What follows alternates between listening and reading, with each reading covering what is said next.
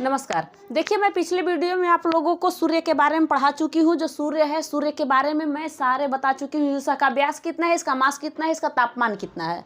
अब ये जानिए कि जो सौर मंडल में आज हमें पढ़ना है द सोलर सिस्टम। और सोलर सिस्टम में सौर मंडल के बारे में बताया जाता है। जो सूर्य है, सूर्य की जितनी भी ये ग्रह है, ये सब परिवार हैं। सूर्य का जितना भी ये ग्रह है, ये सारे के सारे इसका परिवार हैं। इसके गुरुत्वाकर्षण के कारण, ठीक है, इसके उसके कारण ये सब इसके चारों तरफ परिक्रमा करती हैं। यानी कि ये यहीं पे सूर्य के आसपास इर्द गिर्द सब घूमती रहती हैं। इसके कभी पास में आई, कभी दूर आई, कभी पास में आई, पास आती रहती हैं, दूर आती रहती हैं। यानी कि ये यहीं पे घूमती रहती हैं। तो मैंने आप लोग को सूर्य के बारे में बता दिया कि इसका क्या है व्यास। इसका व्यास कितना है, सूर्य का व्यास बताई हूँ। अभी पिछले वीडियो में आप लोग को सूर्य के व्यास के बारे में बताई थी, जो कि 13,92,000 इसका किलोमीटर जो व्यास है, इसके बारे में आप लोग को बता चुकी हूँ। अब इसमें जो इसका मास कितना है, ये भी आपको बता चुकी हूँ। 1990 मिलियन टन है। यानी यहाँ तक आप लोग जान गए हो इस सूर्य के बारे में। सूर्य का जो अंदर का भाग है, जो अंदर का जो कोर है, जिसमें फोटोस्फीयर उसका प्रकाश है, क्रोमोस्फीयर उसका प्रकाश है, उसका कोरोना या क्रीट एक प्रकाश है। इसके बारे में भी आप लोग को बता चुकी हूँ। अब देखना, एक बार इसको देखना कि जो ये फोटोस्फीयर यहाँ पे है, जो फोटोस्फीयर है, इसमें कितने डिग्री सेल्सियस तापमान है। इसमें तापमान है कितने डिग्री सेल्सियस तापमान है, तो आप कह सकते हो कि 15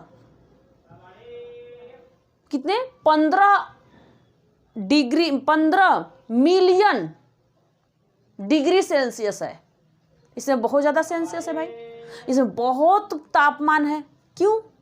क्योंकि जो इसमें फोटोस्फीयर है, देखना, एक वीडियो बताई हुई है, पूरा ध्यान से अगर वीडियो देखोगे तभी समझ में आए। जो फोटोस्फीयर है, इसमें ये प्लाज्मा के टाइप में, ये एक फेविकोल के टाइप में यहाँ पे गाढ़ा एक चमकता हुआ ज्वाला, मतलब जलती हुई आपको दिखाई देगी। इसका एक प्रकाश, इसका तापमान इतना है। लेकिन सूर्य का तापमान है, लेकिन अगर आगे और जा रहा है, इसका तापमान और अगर बढ़ रहा है, क्योंकि ये फैलेगा, ये रुकेगा कहाँ, एक जगह रुकता है। आग की लहरें बहुत तेजी से बहुत दूर में खींचती है। जहाँ पे आग है वहाँ की तापमान देखो कितना तेज धधकता हुआ आ रहा है, मतलब धधक रहा है। जहाँ आग जला रखे हो, आग जलता हुआ है, कोयला मान लीजिए, कोयला जल रहा है तो वहाँ पे धधक रहा है खूब तेज, यानी उसकी तापमान ज़्यादा है। और थोड़ा सा ऊपर उसके जाइए, जैसे क्रोमोस्फीयर में, तो वहाँ थोड़ा और कम होगा।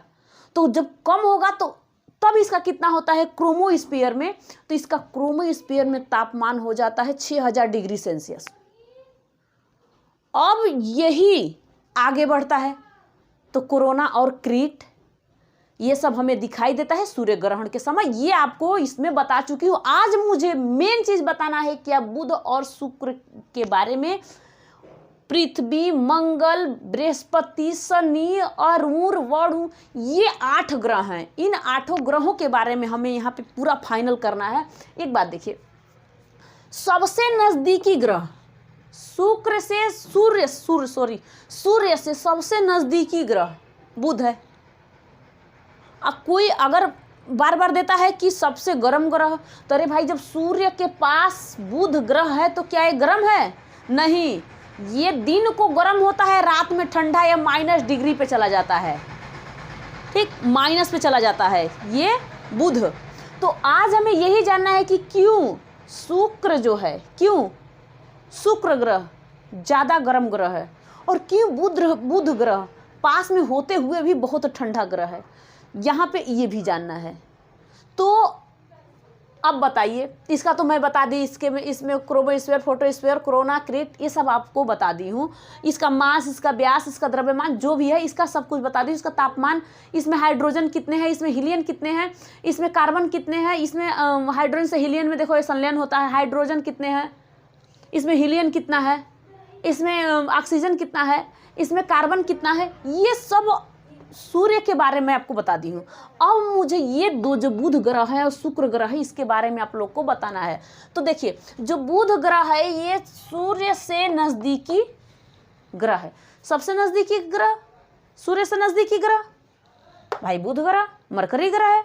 हाँ ठीक, अगर ये मरकरी ग्रह इसके पास है तो एक बात बताइए इसका व्यास कितना है। मैं यहाँ पे लिखी हूँ व्यास, लेकिन इसका नंबर नहीं डाली हूँ कि ये कितना है, इसका व्यास कितना है। तो अब तुरंत बताओगे कितना है, 4878 क्या है, किलोमीटर इसका है। अब लो इसका व्यास इतना है, इसका व्यास इतना है, 4878 किलोमीटर है इसका व्यास। अब इसका पूछेगा कि मास कितना है, तो मास आप बता सकते हो कि 330 मिलियन टन है। कितना है, मिलियन टन, यहाँ पे MT लिख दे रही हूँ, मान लीजिए मिलियन टन यहाँ पे इसका क्या है, मास है। बुध का मास, बुध का मास जो है मरकरी यहाँ पे लिख रखी हूँ, मरकरी के बारे में बता रही हूँ, मरकरी का व्यास, मरकरी का मतलब मास। अब इसका तापमान, बुध का तापमान कितना है, इसमें तापमान ज़्यादा होगा, ये आपके माइंड में चल रहा होगा। पास में है तो इसके अंदर मतलब बहुत ज़्यादा तापमान है, तो माइनस में कैसे जाता है, यहाँ पे देखिए जब इसका सूर्य से नज़दीक है तो इसमें दिन के समय इसका तापमान 427 डिग्री सेल्सियस, कितना, 427 डिग्री सेल्सियस इसमें तापमान होता है। अधिकतम तापमान मतलब ये पूछेगा आपसे कि इसका न्यूनतम तापमान कितना है, इसका अधिकतम तापमान। बुध ग्रह जो मरकरी ग्रह है, मरकरी जो प्लैनेट्स है, इसका अधिकतम तापमान कितना है और इसका न्यूनतम तापमान कितना है, तो आप बता सकते हो। अगर न्यूनतम पूछ लिया आपसे कि इसका न्यूनतम तापमान कितना है तो 173 डिग्री सेल्सियस इसका तापमान है, इतना बता सकते हो, बता आप सकते हो कि 173 डिग्री सेल्सियस इसका तापमान न्यूनतम, मतलब कम से कम, यानी माइनस न्यूनतम में, न्यूनतम इसका कितना है, तो आप बता सकते हो कि -173 डिग्री सेल्सियस इसका तापमान बुध ग्रह का है। बुध ग्रह का तापमान माइनस में जाता है, रात्रि के समय ये माइनस में चला जाता है, क्योंकि जितने भी इसे प्रकाश लेता है ये अपने अंदर हजम नहीं कर पाता है, ये छोड़ देता है। रात्रि के समय मतलब वो चलता चलता ये छोड़ देता है, एक बैग लेना एक बैग छोड़ना, इसके अंदर एक यही है। जब इंसान कुछ खाता है और शरीर में लगता है, पचता है, तब तंदुरुस्त ताकतवर होता है। मान लीजिए सपोज करिए अगर कोई खा के पचा लिया, एकदम ही नहीं निकाला, तो बहुत ज़्यादा फैट यानी मोटा हो जाएगा। शुक्र का यही काम है, जो शुक्र ग्रह है इससे जितना भी प्रकाश लेता है वो अपने अंदर समेट लेता है, ये छोड़ने का नाम ही नहीं लेता। ये बेचारा लेता तो बहुत ज़्यादा है, तो इसलिए इस पे जीवन भी संभव नहीं है। ये चक्कर इस सूर्य का लगा लेता है 88 दिनों में, मतलब ये लगा लेता है इसका चक्कर, क्योंकि फास्ट चलता है, बहुत तेज। बुध ग्रह सबसे तेज चलता है, हर ग्रह से तेज बुध ग्रह चलता है, पास में है और खिंचाव के कारण ये बहुत तेज चलने लगता है, यानी घुमाव इसका बहुत तेज होने लगता है इस बुध ग्रह का। लेकिन अब अगर ये बुध ग्रह इस माइनस पे है, इस और इसका न्यूनतम माइनस में चला जाता है 173 डिग्री सेल्सियस, और इसका अधिकतम चला जाता है 427 डिग्री सेल्सियस, तो बताइए क्या इसमें जीवन संभव है? बिल्कुल जीवन संभव है। क्या आप ठंडी में रह सकते हो या फिर आप गर्मी में रह सकते हो? जब आप हमारे पृथ्वी पर हमें जब गर्मी लगता है 35 डिग्री सेल्सियस आ जाता है, या फिर कितने कहते हैं कि अरे हाँ 35 डिग्री है, आज 37 है, 40 है, 30 है, 20 है, 25 है, 5, मान लो 5 पर तो चले जाओ, इतनी ठंडी ज़्यादा पड़ जाएगी। तो इतना अगर है, माइनस में तो जाएगा नहीं, 5 मान लीजिए बहुत ज़्यादा हो जाएगी तो 5 एक सपोज करिए। लेकिन ज़्यादा गर्मी की वजह से हम क्या गर्मी झेल पाते हैं? सूर्य का जब गर्मी के दिन में, अभी तो ठंडी है, ठंडी में तो स्वेटर वेटर पहन के चलना पड़ता है, तो उस समय क्या हम सह पाते हैं? नहीं सह पाते हैं। तो ऐसे अब इतना है, कितना 427 डिग्री, क्या सह पाएंगे? ठंडी भी इतनी ज़्यादा है, माइनस में चला गया।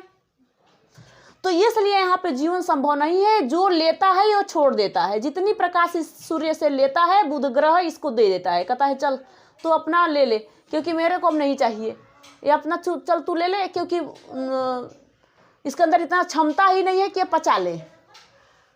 लेकिन यहीं पे शुक्र ग्रह चालाकी करता है।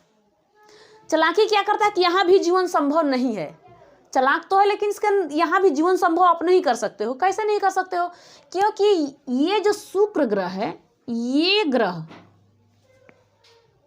पृथ्वी के देखो बराबर में है, मान लीजिए पृथ्वी के बराबर में है।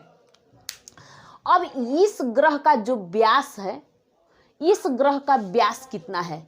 तो देखो बुध ग्रह का जो बुध ग्रह है, व्यास इसका 5878 किलोमीटर है। तो इस शुक्र का कितना हो जाएगा? यहीं पे व्यास लिख दे रही हूँ, 12,102 किलोमीटर इसका व्यास हो जाएगा। जो चीज़ आपको ध्यान से मतलब देखना है, पढ़ना है तो पढ़ना है, समझना है तो समझना है।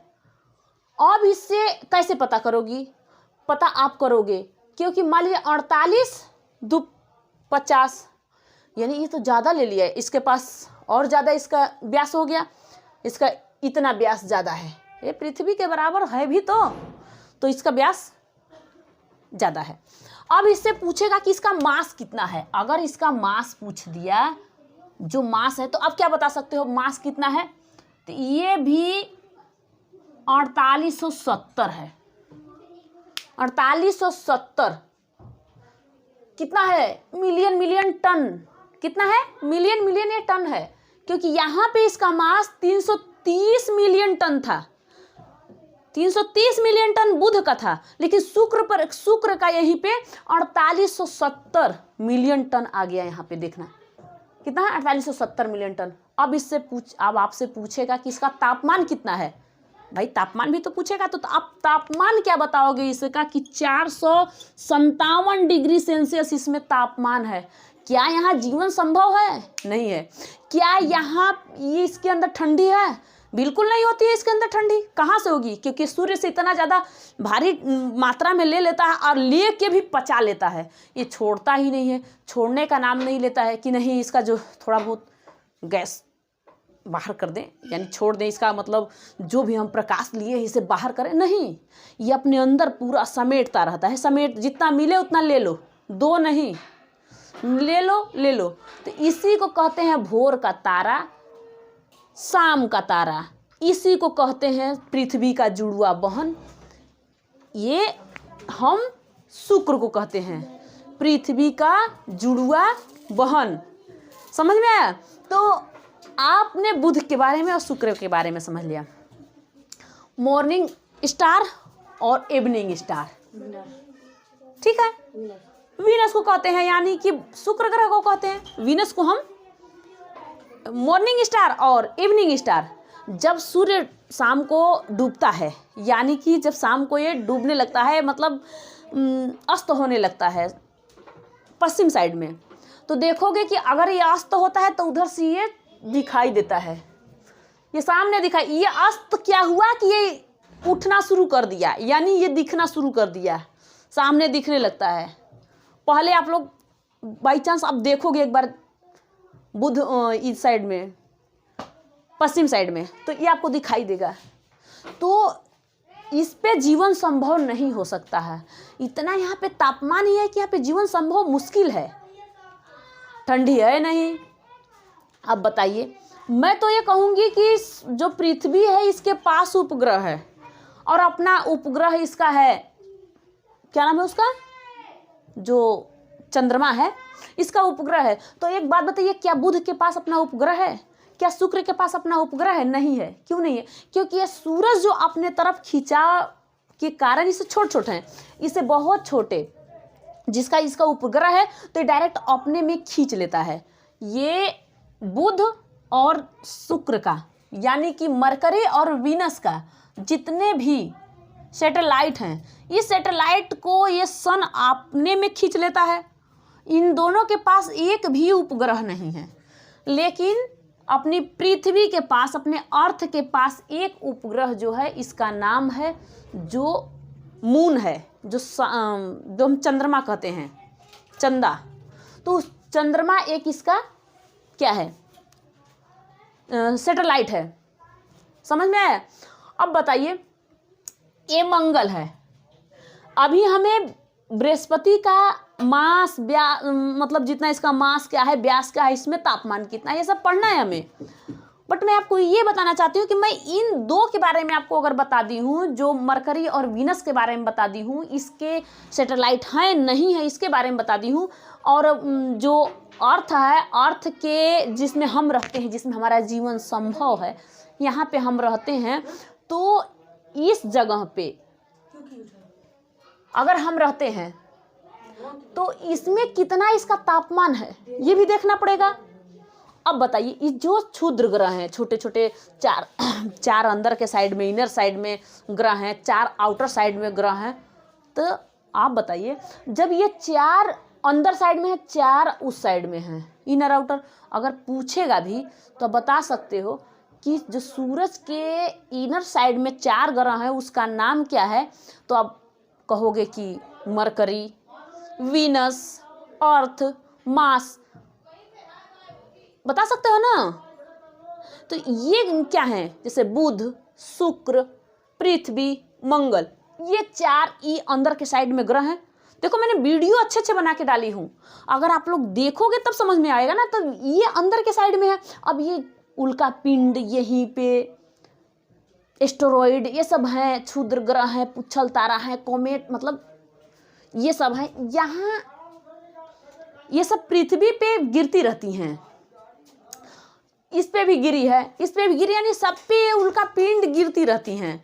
लेकिन ये चीज़, ये वीडियो मैं आपको जो अर्थ का और जो मास के बारे में है, मैं आप लोग को भी नेक्स्ट वीडियो में बताऊंगी। लेकिन यहाँ पे अब अगर आप लोग समझ में आ गया होगा कि इसका व्यास कितना है, इसका मास कितना है, इसका क्या क्या है। हाँ, सूर्य की किरणें पृथ्वी के ध्रुवी साइड में कैसे पड़ती है, इसके मतलब उत्तरी ध्रुव में, दक्षिणी ध्रुव में, उत्तरी ध्रुव में, दक्षिणी ध्रुव में, ये कैसे पड़ती है, तो ये वीडियो मैं आप लोगों को नेक्स्ट वीडियो में बताऊंगी। यहाँ तक समझ में आया होगा। Thank you.